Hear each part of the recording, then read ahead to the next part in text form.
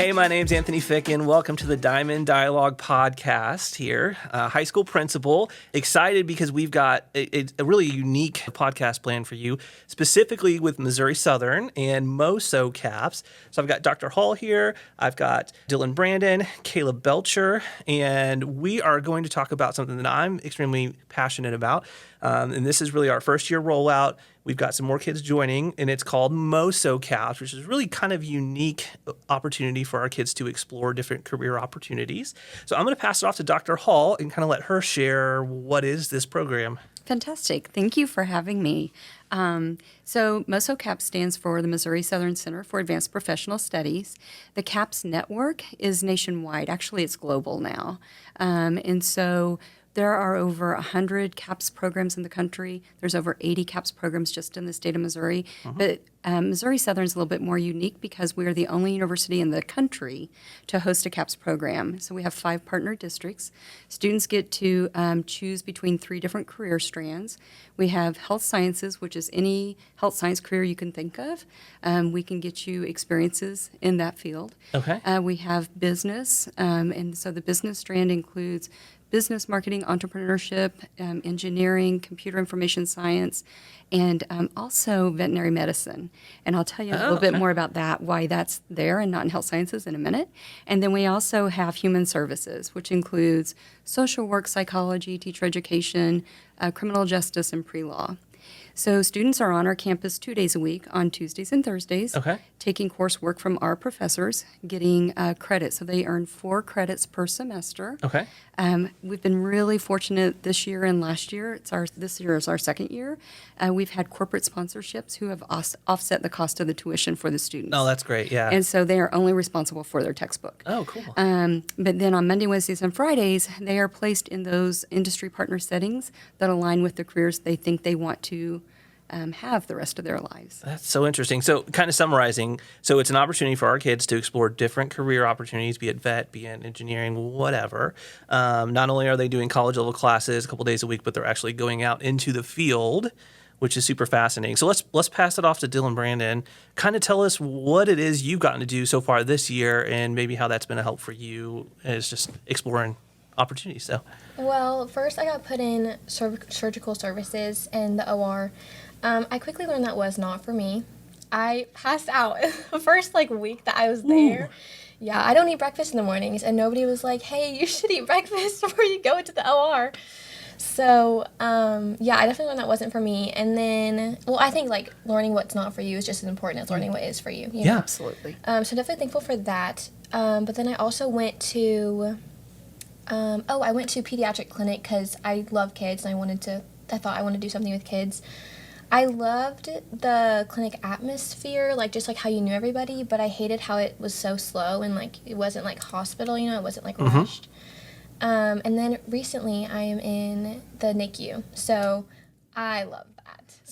So you found your niche? Yes. It took 6 rotations, but I finally was like, this is what I wanted. So now you can go into college really knowing what you want to do? Yeah, and be excited to study more and know that this is something that I'm actually going to be excited about. So full transparency, this is probably why I'm so passionate about it. So going back into my past, going into college, I was originally going to be a pharmacist, found out that wasn't for me. Then a nurse, found out that wasn't for me. Then I was going to go to school for music. I was like, well, I probably can't make much money doing that. So I decided music teacher, and then I realized there's not a lot of music teaching jobs. I might as well be a history teacher because I loved history. And it took me 7 years of going to college to kind of figure out that path. And whenever Dr. Hull kind of presented this information to us, this was like, if I had had that opportunity, I might have figured out exactly where I wanted to go because we have education opportunities in that sense. So just bringing that opportunity to our kids, I think, is one of the coolest opportunities that I know I'm, like I said, super passionate about. So Caleb, why don't you talk about your experience and what's been kind of unique because you didn't go the health service route. Yeah. So why don't you talk through yours? Yeah, so I went through the engineering route, so I went through business. So I had a business enterprise class. I'm currently in psychology. But I had a first rotation at MAP Technologies, which I had no idea was here. It's a aerospace engineering contractor, so they are contracted with the Pentagon. So they make military sounds aircraft legit. parts. Yes, there's a lot of stuff I can't really talk about. Oh. But yeah, I had to sign, I think, 9 NDAs. And non-disclosure agreement for those. Yes, I had to sign quite a few of those. Yeah. And, Did it feel intense? it was very intense. My first Yeah. day I had to bring a birth certificate, social security card. It was pretty, a license too. I had to bring that. So, talking about the things you can say, Yes. what was that experience like? It was interesting, kind of watching like CNC machines working on actual aircraft parts and seeing how they're turned out and all the processes that they Yeah. go through. I got partnered with the lead engineers in the engineering firm. There's like 4 or 5 of them over there. Yeah.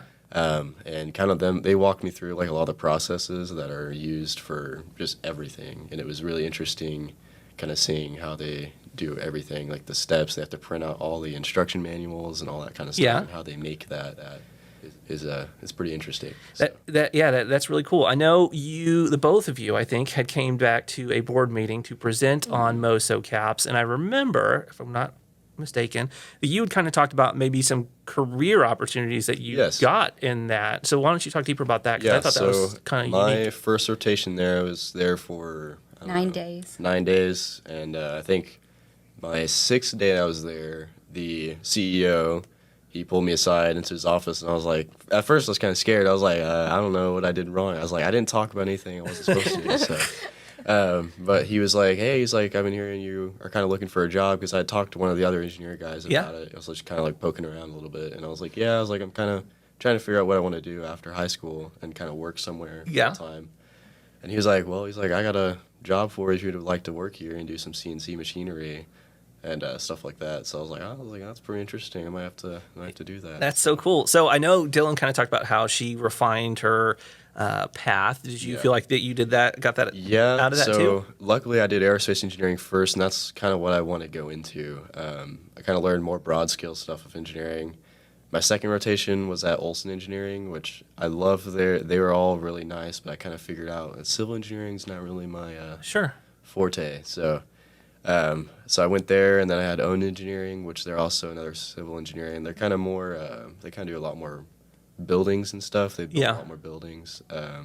With Olson, I was with like kind of a simulated project on an airport. Yeah.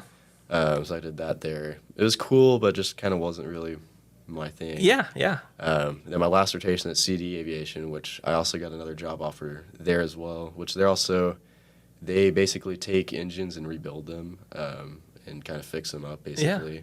They do all kinds of sorts of things, but that's mainly what I was doing there, is taking apart aircraft engines. Yeah, I mean, I can't imagine me being a senior getting those opportunities Yeah. to do that. I mean, I'm speechless, really, when I think about it. So, Dr. Hull, I know you have been working with multiple schools.